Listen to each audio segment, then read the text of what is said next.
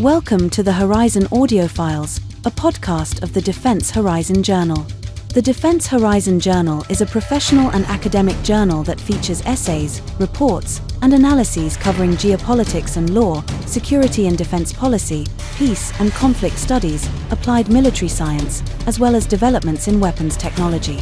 For more information, go to www.tdhj.org. Episode number 5. Manoeuvre Warfare in the Modern Environment by Mateo Milakovic. A contested form of conduct. Manoeuvre warfare is the concept that entails utilizing disruption, disorganization, and movement integrated with fires to obtain an advantage over the enemy at all levels of command. It entails employing the joint and combined arms forces in an orchestrated manner to complete the mission and achieve the desired end state. It is widely questioned and contested among military academics and theorists.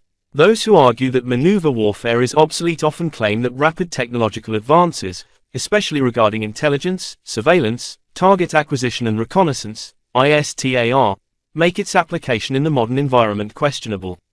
Additionally, according to Garrett, critics argue that because most of the world's population resides in urban areas, maneuver, as a vital part of maneuver warfare, becomes irrelevant due to the challenges of conducting conventional operations. In contrast to maneuver warfare, they propose that long-lasting attritional conflicts will characterize modern wars. Moreover, modern conflicts must be viewed as multi-dimensional, encompassing both military and economic dimensions, and analyzed in different domains. These conflicts will most likely involve both attritional and maneuverist elements. The attrition phase may be prolonged and, therefore, more visible, leading to the mistaken conclusion that the war is primarily attritional in nature. However, decisive actions that directly achieve the purpose of a given mission, at all levels will, most likely, be achieved through maneuver. The question regarding the redundancy of maneuver warfare has gained attention, particularly following the onset of the war in Ukraine. Nevertheless, the Ukrainian counteroffensive in 2022 serves as an example of an action that resulted in the liberation of the large occupied area and was conducted solely through maneuver. The application of maneuver in urban environments can be seen by analyzing the war in Gaza, which, despite being unconventional, demonstrates maneuverist principles. Despite the perception that current technological advances and the geopolitical situation render maneuver obsolete, it remains irreplaceable. Maneuver in theory. The Croatian armed forces define maneuver as the use of forces through a combination of movement and fires to achieve an advantageous position relative to the opponent. The definition complies with the NATO definition of maneuver, as employment of forces on the battlefield through movement in combination with fire, or fire potential, to achieve a position of advantage in respect to the enemy in order to accomplish the mission. This differs from movement, which is defined as the transfer from point A to point B. The concept of maneuver has been widely discussed for centuries. Sun Tzu explored elements such as deception and surprise, flexibility, adaptability, terrain and speed, all of which are closely tied to the maneuver of forces. Furthermore, Carl von Clausewitz, in his famous work on war, discusses the vital role of maneuver in defeating an enemy. He introduces constructs such as the center of gravity, which is the source of the enemy's power and stability and must be attacked to achieve victory. This can be accomplished through offensive maneuvers and elements related to maneuver warfare rather than through attritional, positional warfare.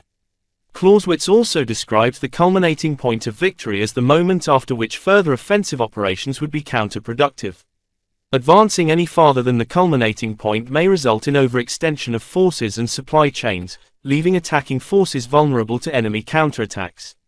It is essential to mention the maneuverist approach. According to the NATO definition, this operational philosophy focuses on destroying the enemy's will to fight rather than the enemy's physical forces. The concept entails targeting the enemy's morale by seizing and exploiting initiative. By applying a maneuverist approach, forces undermine the enemy's comprehension and destroy his cohesion. The maneuverist approach uses mission command as the core command and control philosophy. Mission command allows the tactical level commanders to decide to swiftly exploit opportunities and target the enemy's vulnerabilities through decisive actions. This concept strongly aligns with Sun Tzu's theory.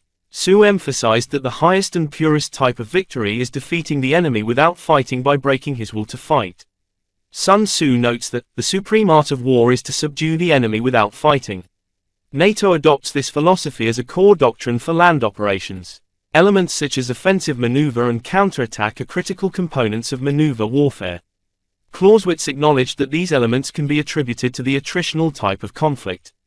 He emphasized that wars typically include both maneuverist and attritional elements. Most conflicts cannot be classified as entirely maneuverist or attritional but rather contain elements of both in varying proportions. Modern wars are no exception. Mission command in the Ukrainian military. The armed forces of Ukraine have shown remarkable resilience against a materially stronger enemy. Many authors, such as Junius, attribute this to a mission command philosophy, among other factors. Mission command is a command and control philosophy which puts the focus on the commander's intent and decentralized execution, resulting in the achievement of the desired end state defined by the commander. A commander defines boundaries in which a subordinate can make decisions and act without the direct commander's input. This enables swift reaction to rapidly changing battlefield situations. Mission command correlates with maneuver warfare. The mission command philosophy stands opposed to the centralized, detailed command, which gives little freedom to the subordinates when it comes to decision-making. Russian forces tend to utilize detailed command, which is a Soviet legacy. Mission command in the armed forces of Ukraine has existed since 2014, according to Junius. Ukraine conducted various military reforms, many entailing military cooperation with the United States and the Allies. This has resulted in the Ukrainian military's slow but steady acceptance of a mission command culture. However, due to the solid Soviet influence among the senior Ukrainian leadership, the employment of the mission command among the Ukrainians is far from perfect. General Zaluzny, the former Ukrainian commander-in-chief, was a strong advocate of mission command. He promoted its use, which, in conjunction with collaboration and training with the Western forces, resulted in a more agile approach to warfare than that applied by Russia. Mission command was promoted at all levels of command. The Royal United Services Institute, RUSI, has assessed the initial performance of the Ukrainian military as very good, noting that the armed forces of Ukraine were competitive against their adversaries not because of superior equipment in the early phases of the war but because they were adaptable, especially at the tactical level, and rapidly innovated new capabilities and concepts of employment to address specific areas of vulnerability where the Russians had achieved overmatch. Mission command allowed the Ukrainians to be adaptive and react quicker to the rapidly changing situation on the battlefield, in contrast to sluggish Russian forces. Even though its senior leadership still lacks a profound acceptance of the mission command philosophy, the armed forces of Ukraine have a great potential to exploit mission command, especially at the tactical levels fully. The war in Ukraine. Attritional warfare. The Russian war in Ukraine, since 2022, has seen industrial use of drones, high-precision armament, and hybrid warfare. These are some of the many characteristics that pose a challenge in waging a war of maneuver. Testifying the scale of the drone problem in Ukraine, RUSI estimates that the Ukrainian armed forces alone lose 10,000 drones per month. Technological advancements and new technological solutions being utilized on the Ukrainian battlefield, especially regarding drone usage, mostly favor the defense forces. Such extensive drone employment, typically for surveillance and intelligence gathering, makes the maneuver challenging since it is hard to make any movement and concentrate forces without getting detected. First-person view, FPV, drones are some of the most frequently used drones in the war. These drones, initially produced for civilian use, are typically very robust since they were designed for rigorous environments of high-speed races. They are usually not very expensive. The prices of a single drone are sometimes less than $500. FPV drones can target enemy infantry and armored vehicles. Since they are very maneuverable, they are often used to target the armored vehicle's hatches, antennas, optics, and radars. By using FPV drones for high-precision strikes, the Ukrainian armed forces compensated for Ukraine's artillery deficiency, especially during the earlier stages of the conflict. While the war in Ukraine might initially appear as a classic example of positional, attritional warfare, it would be incorrect to assume that attrition was the original strategy or goal. Firstly, the war in Ukraine began as a war of maneuver, characterized by rapid, mobile operations aimed at achieving swift and decisive victories. Russia launched a full-scale invasion on February 24, 2022, with the intent of toppling the Ukrainian government. The assault on Hostomel airport is a prime example of a tactical maneuver with potential strategic consequences. The goal of the assault was to establish the air bridge, which would allow Russia to advance towards Kyiv swiftly and potentially take down the Ukrainian government. The Hostomel assault portrays how Manoeuvre can achieve decisive actions with war-ending potential if planned and executed correctly. However, the Hostomel assault failed due to poor execution, and Russia failed to achieve the initial goal. During the initial stage of the invasion, Ukraine responded with a defense-in-depth strategy and mobile defense, eventually transitioning to an offense. Ukrainian forces demonstrated excellent resistance in urban centers such as Kyiv, Kharkiv, and Mariupol, which slowed the Russian advance. The transition to attrition occurred because of operational factors and the evolving situation on the battlefield. Several factors may have influenced this shift. Logistical challenges. Russian forces faced significant logistical issues, including overstretched supply lines, fuel shortages and maintenance problems affecting armored, motorized, and mechanized units. Counterattacks. Effective local counterattacks by Ukrainian forces slowed the Russian advance. Urban and rural centers. Ukrainian forces fortified both urban and rural centers, establishing strong defensive positions. Sanctions. International sanctions imposed on Russia contributed to a prolonged conflict. International support. Continued military aid from the West helped Ukraine sustain its defense. Morale. Russian conscripts mostly have low morale and are unwilling to fight. Professional units, however, usually do not face the same problems so extensively.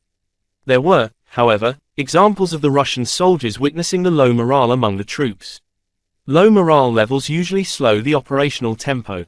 Unclear strategic goals. The objectives of denazifying the Ukrainian government and preventing alleged genocide against the Russian population in Ukraine are not quantifiable and lack clear measures, making the desired end state of the Russian invasion ambiguous. According to Gadi and Kaufman, the long attritional phase of the war in Ukraine has made tactical, as well as strategic, maneuver possible. Prior to the 2022 Kharkiv and Kherson counteroffensive, the Ukrainian armed forces worked to diminish Russia's troops' will and eagerness to fight by targeting the command and control nodes, logistical centers and other support systems, which is a demonstration of a maneuverist approach. However, this was mainly achieved through attrition, with mass fires, rather than through maneuver and precision strikes. The decisive maneuver was made possible after the conditions were set through the attritional phase. During the 2022 counteroffensive, Ukraine managed to liberate more than 6,000 square kilometers in the Kharkiv region. Whether this maneuver was so vital that it can be described as a war's turning point can be debated. The maneuver was enabled by attrition. As Gadi and Kaufman say, maneuver warfare proved successful when prolonged attrition made it easy. This supports the claim that modern wars will most likely consist of both maneuverist and attritional phases. Nevertheless, most decisive actions have been achieved through maneuver, made possible by attrition. It would be wrong to conclude that maneuver warfare is obsolete simply because the war in Ukraine is currently in a prolonged attritional phase. Although the attritional phase is long and, therefore, much more visible, decisive actions have been achieved using maneuver warfare. It should be emphasized that the attritional phase of the conflict sets the conditions for the maneuver to happen. Maneuver warfare in Ukraine. Maneuver warfare has been a critical component of the war in Ukraine since its beginning. During the initial phase, extensive use of maneuver was evident at all levels of command. Russian troops launched attacks with coordinated groups from various directions, from the north aiming to capture Kyiv, from the south tasked with securing control over the North Crimean Canal, Energodar and the Zaporizhia nuclear power plant, surrounding Mariupol, taking control of the bridges over the Dnipro and advancing along the right bank to Voznesensk, to seize the South Ukraine nuclear power plant, and from the east, focusing on enveloping Ukrainian forces in Donbas. From the outset, Russian forces exhibited significant flaws in the decision-making process at the operational and tactical levels, as well as in the planning and tactical preparedness, which seriously impeded their operational tempo. Their forces were thus susceptible to deception, highly inert to the changes on the battlefield. They showed a lack of training and readiness at the tactical levels. All levels of command demonstrated a tendency for false reporting, leading to poor decision-making. At the tactical levels, Russian forces lacked the situational awareness and understanding of how their actions fit into the overall strategic plan. Russian forces still appear to rely on a more detailed command and control (C2) system rather than a mission-oriented command approach, according to Junius. They tend to execute given orders, even if these are no longer suitable for the current situation. In contrast, Ukrainian forces employ mission command and disciplined disobedience, allowing them to adapt more effectively to changing battlefield conditions, thus outperforming the Russian C2 system. These factors contributed to slowing the Russian advance, forcing them to revise their initial plans and enabling Ukrainian reactions and local counterattacks. Initial territorial gains achieved by the Russian forces were most likely a result of the shock and surprise, which are the elements of a maneuver warfare doctrine. Through maneuver warfare, Ukraine aimed to achieve its goals swiftly. However, the initial territorial gains can also be attributed to the Ukrainian defense in depth, which entailed trading space for time. Although Russia did not achieve its main objectives within the planned timeframe, Russia captured 27% of Ukrainian territory by March 2022, Crimea included. This period of conflict was inherently maneuverist in nature. It featured maneuvers at all levels of command on both sides. However, Russians failed to adhere to the basic principles of maneuver warfare, such as effective use of combined arms, decentralized command and quick, disciplined decision-making, particularly at the lower levels of command. Additionally, there was a lack of exploitation of the effects and gains achieved, according to Loiko and Du. Furthermore, later periods of the war also saw extensive use of maneuver warfare. The Ukrainian counteroffensives in Kherson and Kharkiv exemplify how maneuver principles can lead to decisive actions. These counterattacks show that, when maneuverist principles are effectively applied, classical maneuver techniques at all levels can still be successful, despite the technological advances and the use of unmanned aerial vehicles and anti-armor weaponry that favor the defense. The Kherson and Kharkiv counteroffensives highlight two key factors that increase the success rate of offensive maneuvers on the battlefield, according to Loiko and Du. The first is the effective integration of combined arms, particularly incorporating long-range precision armament, armor and small, dismounted infantry elements with specialized sensor systems and anti-tank capabilities. The second is the concentration of forces and achieving numerical superiority in specific areas of the battlefield at critical times. It is also important to note the trade-off between terrain and time in military decision-making, where maintaining the initiative is crucial during defensive operations. The Kherson and Kharkiv counteroffensives demonstrate the effectiveness and necessity of maneuver warfare. The key takeaways from the conflict. The war in Ukraine is the latest example of how decision-making processes and command culture can directly impact the success of military operations. According to Junius, Ukrainian doctrine favors the use of the mission command, disciplined disobedience, and decision-making based on the commander's intent. In contrast, Russian forces continue to use a detailed command structure, which limits the freedom of maneuver to subordinate commanders in a rapidly changing environment. Russian forces were organized into battalion tactical groups, BTGs. These large units demonstrated high efficiency during the Crimean crisis when operating in a much smaller area of operations. However, these units have shown a lack of cohesion and poor command culture in the broader theater of the Ukraine war. Furthermore, the Russian forces' C2 system lacks a single commander responsible for the entire Ukrainian theater. This absence complicates the employment of combined arms. It slows the decision-making process, resulting in the inability to conduct large-scale maneuvers. The inefficiency of the C2 system was evident in the initial Russian attempts to capture Kyiv. The modern battlefield demands integrating multi-domain operations. Such integration enhances the effects of maneuver. To date, there has been limited use of multi-domain operations to achieve common tactical, operational or strategic goals. This is more evident on the Russian side, according to Chadwick, who emphasizes that the Russian military wasn't doctrinally prepared for the war since they had spent years before the invasion preparing for active defense, a doctrine which doesn't match the current, ambiguous goals of the invasion. To witness this statement, Max Boot says, "The Russians fight by the book. Trouble is, they're using the wrong book. The lack of multi-domain operations, combined arms maneuver, and poor command culture have led to the extensive use of attritional warfare in the Ukrainian war. Although the attritional phase of the war is currently prolonged, historical examples, such as the Iran-Iraq War, suggest that decisive actions, whether resulting in the liberation of occupied territories or further advances, will likely result from maneuver warfare. However, modern maneuver tactics must adapt to current conditions and technological advancements, favoring the defending forces. Nevertheless, it is believed by many authors that maneuver warfare will continue to play a vital role in combat, as demonstrated by the initial phases of the war in Ukraine and the Kherson and Kharkiv counteroffensives. The war in Gaza, the war of attrition, elements. The 2023 Israel-Hamas war is a highly controversial and widely disputed conflict which has divided global opinion. However, controversies aside, it serves as a great example of modern conflict, illustrating the use of maneuver warfare in an asymmetric and contemporary environment. Like many of the wars in the past, modern conflicts exhibit elements of both attritional and maneuver types of war. Firstly, the war has been marked by a high casualty and destruction rate. As of July 17, 2024, over 40,000 people have been killed. According to the EU and World Bank's interim damage assessment, the estimated damage to critical infrastructure in just the first 4 months of the conflict amounts to more than $18.5 billion. These figures indicate that the combat has been sustained and very intense.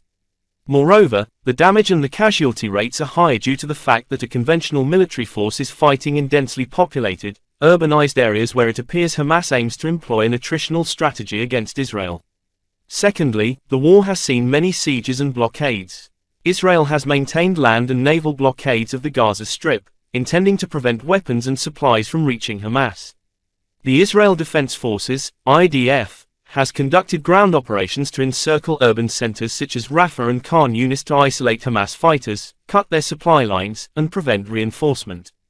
The war of maneuver elements.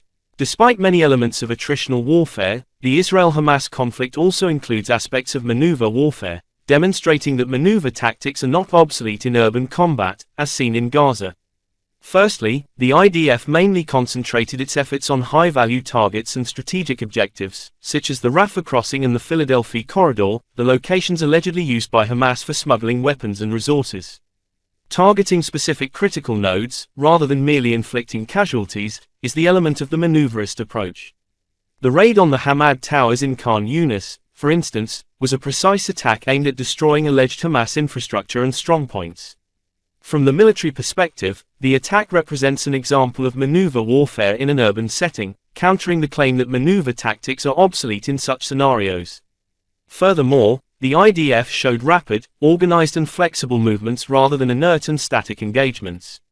The adaptability to intelligence reports and the ability to swiftly shift focus indicate a maneuverist approach. The employment of combined arms, integration of ISTAR, electronic warfare, EW, and mission command reflect the presence of maneuver tactics in the conflict. The war can be characterized as asymmetrical and unconventional. The aforementioned characteristics indicate that the maneuver warfare still continues to be relevant in the urban environment. The role of maneuver in the modern environment. A modern battlefield presents numerous challenges for maneuver forces. UAVs, ISTAR, and anti-armor weapons make maneuver difficult. Furthermore, the high levels of urbanization contribute to an increasing percentage of the global population living in urban areas. As seen in the wars in Ukraine and Gaza, maneuver warfare remains relevant. Many wars in the past exhibited elements of both attritional and maneuver. The war in Ukraine illustrates how attrition and maneuver can coexist. However, the attrition phase tends to be prolonged due to geopolitical conditions, diplomacy, the overexertion of belligerents and economic pressures. This fact may lead some theorists to prematurely declare maneuver warfare obsolete. A similar conclusion could have been drawn many times in history, for instance, in the aforementioned Iran-Iraq War. Yet, the war eventually ended as a typical war of maneuver, Operations Tawakkal ala, for instance, once the conditions were set for maneuver operations at all levels of command. The same analogy can be applied to the war in Ukraine. Even though there are indeed many facts that might suggest that maneuver warfare is obsolete, a decisive action leading to strategic progress and military victory will most likely be achieved through maneuver warfare, which is made possible by attrition. However, modern maneuver tactics must be adapted to the challenges that were not present in the past, such as the extensive use of unmanned aerial vehicles. The current local advances on both sides of the Ukrainian battlefield, which result from attrition warfare, are unlikely to result in decisive action. In contrast, a concentrated force which employs a combined arms approach and conducts multi-domain operations is more likely to execute a decisive maneuver. The Kherson and Kharkiv counteroffensives illustrate that thesis. Furthermore, the ongoing war in Gaza demonstrates that maneuver warfare remains viable in urban environments. Although not a conventional conflict, the Israel-Hamas war indicates that maneuver tactics are still necessary in urban centers. However, it is essential to note that the war demonstrates how integrating combined arms, fire support, elite units, and modern ISTAR technology supports the maneuver of combat arms against guerrilla forces that favor the war of attrition. The employment of the attritional tactics by the Hamas guerrilla forces in an unconventional and asymmetric conflict in Gaza may make place for criticism of maneuver warfare in urban environments in future. However, despite its asymmetrical and unconventional aspects, the conflict shows how multi-domain operations facilitate maneuver in modern urban environments. It proves that maneuver is not obsolete in such conditions. Quite the contrary, it is essential to achieve the desired end state. The destruction of Hamas strongholds and the success of hostage rescue missions would not have been possible within the same timeframe without the integration of maneuver tactics. This war is an example of how combining traditional tactics with modern technology and with the employment of multi-domain operations make maneuver possible and all but obsolete. Still a key method, maneuver warfare faces significant criticism from theorists who argue that maneuver warfare and the maneuverist approach are becoming obsolete in the modern environment. Critics who argue that maneuver is a matter of the past often assert that modern combat favors other military doctrines, such as the war of attrition. Despite the many challenges maneuver warfare faces, it remains the critical method of achieving decisive actions on all levels of command. The Kherson and Kharkiv counteroffensives demonstrate the conditions under which maneuver can be effectively employed on the modern battlefield. The ongoing war in Ukraine supports the thesis that modern wars will most likely continue to combine the attritional and maneuverist phases. The attrition in Ukraine proved to be very significant in setting the conditions for effective maneuver. Therefore, it is exclusive to declare either of the approaches, attritional and maneuverist, as obsolete or as a matter of the past. Furthermore, despite its many controversies, the war in Gaza demonstrates that maneuver is indeed possible in urban centers and densely populated areas. Although the war in Gaza entails many characteristics of a war of attrition fought between conventional forces and insurgents in an asymmetrical and unconventional environment, it also features elements of maneuver warfare, such as highly adaptable, flexible forces and rapid response to intelligence reports.